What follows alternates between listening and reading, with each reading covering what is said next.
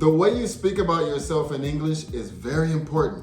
If you always talk about yourself positively, that's the way you're going to behave. But if you speak about yourself in the negative all the time, that's going to be reflected in the way that you speak English. Today, let's talk about 7 things that you should never say to yourself if you want to speak English fluently. Are you guys ready to find out those 7 things? If so, then let's get into it. Stop saying that you aren't smart enough to speak English. I've taught so many students who start off by saying, I'm just not good at English. Before you have started, all of your confidence is now gone. If you are listening to this video and this is not your native language, then you're doing much better than you think. It's not that you aren't smart enough to speak English, you just might not know some things yet. Change your attitude and the way that you speak about yourself, and that's going to be a big part of helping to improve your English fluency. Stop saying that you don't know enough English vocabulary. You might know a lot of vocabulary or just a little, but you probably know more than you think you do. We just become comfortable speaking in a certain way. The vocabulary that you do know, you probably use it over and over in lots of different situations. It's actually okay to use vocabulary that you do know to describe things that you might think are too difficult to find the vocabulary for. For example, if you don't know the actual word, use words that you do know to describe what you're talking about, and then there's probably going to be someone around you that will be able to give you the name of that vocabulary word later. Trust in your ability to use the vocabulary that you do know, and you're probably going to do much better than you think. Stop saying that your pronunciation is bad.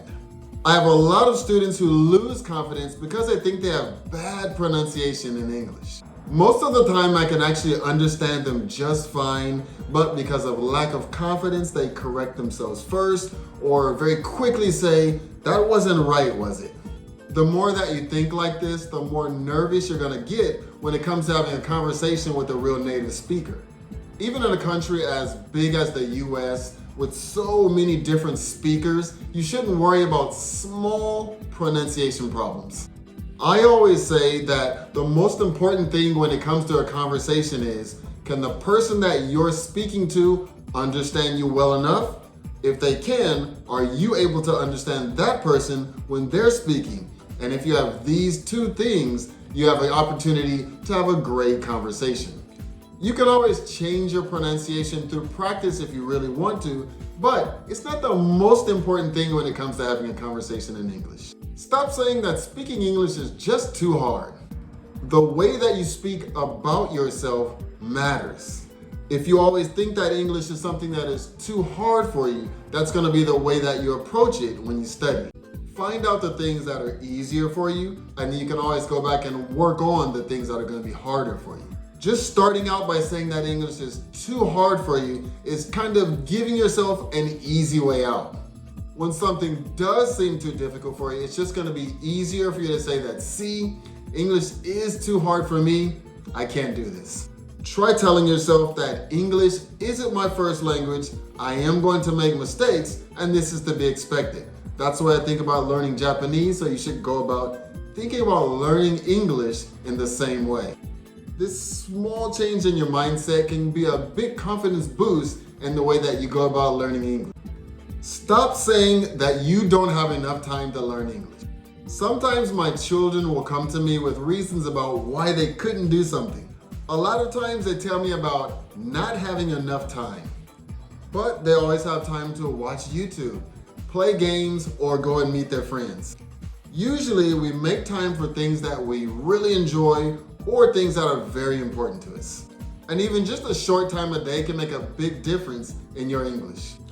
15 to 20 minutes a day is probably plenty of time for you to study a different aspect of English every day. Put it in your calendar and then enjoy the time learning. Stop saying that you don't live in the US. I have taught so many students that have English that sounds just as natural in English as they do in their native language.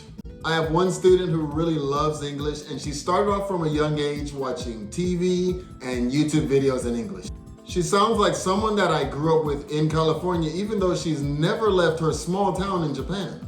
You have the ability to do more things than you think you do.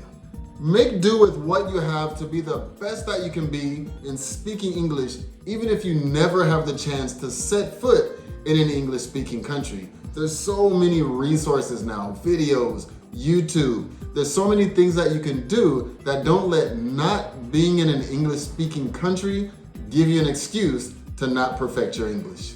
Stop saying that your English isn't any good. Don't start off a conversation with somebody by telling them how you can't speak English well enough. It will change the confidence level that you speak with, and I think it will also change the way that the person you're speaking to is going to listen to you. Maybe they won't listen to you as closely because in a way you're setting them up to think like this. I have so many students who are saying everything correctly in a conversation. They sound fine, I can understand them just fine, but they end up at the end of what they're saying apologizing for how poor their English is. You don't need to apologize for your English level. If you do make a mistake and the person can't understand what you're saying, they'll let you know by the way that they respond to you. Just keep your confidence, enjoy speaking, and then if you do make mistakes, that's when you can take the time to learn from it. Okay guys, I hope this video helps you out. If it did give you some good benefit, how about sharing it with someone else that you think can help? If you're interested in learning any more English with me, how about check out this video right here. Thank you guys so much for watching. I look forward to seeing you in the next video. See you.